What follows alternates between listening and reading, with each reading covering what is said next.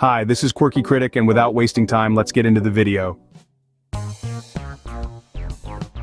Blade, or as I like to call it, The Daywalker's Guide to Vampire Annihilation, is an action horror film that's part superhero adventure, part gothic rave, and all kinds of unintentionally hilarious.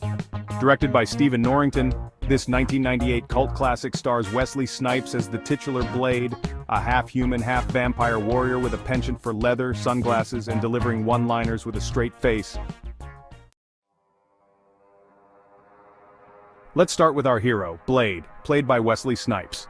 With his steely gaze, perpetual scowl, and martial arts moves, Blade is like the love child of Batman and a fashion-conscious samurai. Blade's signature look, black leather trench coat, sunglasses worn indoors, and an array of silver weaponry, makes him the epitome of late 90s cool. It's as if the wardrobe department raided every goth club in the city and handed it all to Snipes with a straight face. Blade's growling delivery of lines like, "Some motherfuckers always try to ice skate uphill," are so serious that you can't help but laugh at their sheer absurdity. Then there's the plot, which is about as straightforward as a vampire's dental plan. Blade's mission is to hunt down vampires and protect humanity, all while dealing with his own bloodlust and tragic backstory. It's a tale of revenge, redemption, and really bad vampire club music. The movie opens with Blade crashing a vampire rave, a scene that's both hilariously over the top and a neon-lit fever dream. Watching vampires dance to techno while getting sprayed with blood from the sprinklers is like watching a twisted episode of Pimp My Ride Gothic Edition.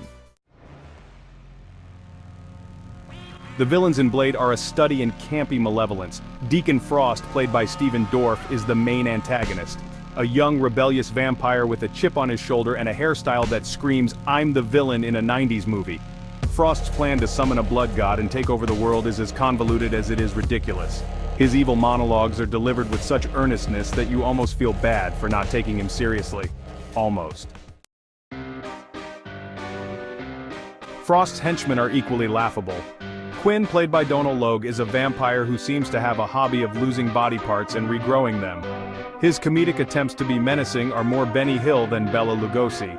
And then there's Mercury, played by Arlie Jover, whose contribution to the evil plan mostly involves looking stylish and sneering at humans. The vampires in Blade are so obsessed with looking cool that they forget they're supposed to be terrifying. The special effects in Blade are a delightful mix of groundbreaking and gloriously cheesy.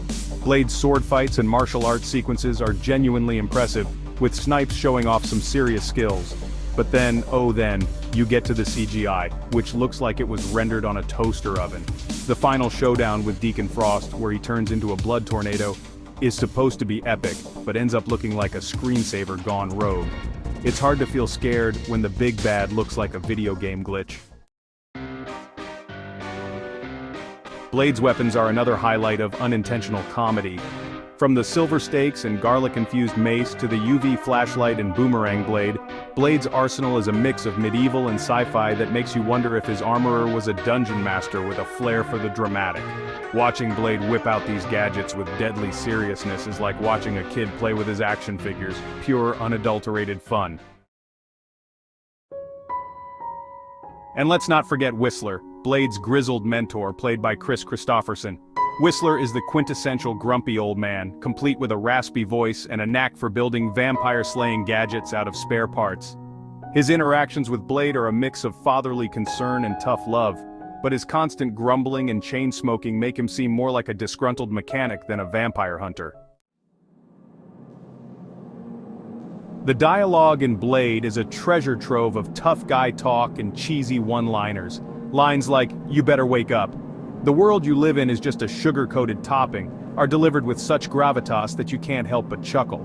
It's as if every character in the movie took a crash course in action movie cliches and decided to graduate with honors. The film's soundtrack is another relic of its time, with a mix of techno, rock, and hip-hop that makes you want to dust off your old CD collection. The pulsating beats and heavy bass lines are perfect for the fight scenes, but feel hilariously out of place in the quieter moments. It's like the music is trying to compensate for the lack of subtlety in the script.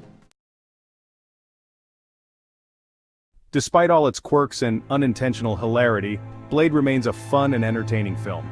It's a reminder of a time when superhero movies didn't take themselves too seriously, and when a half-vampire, half-human warrior could save the world while looking effortlessly cool. So grab your popcorn, suspend your disbelief, and prepare to be whisked away to a world where vampires are fashionistas, weapons are over the top, and Wesley Snipes delivers every line like it's the most important thing ever said. After all, in the immortal words of Blade, the world you live in is just a sugar-coated topping, and what a deliciously cheesy topping it is. Thanks for watching. Make sure to like, share, and subscribe. Quirky Critic signing out.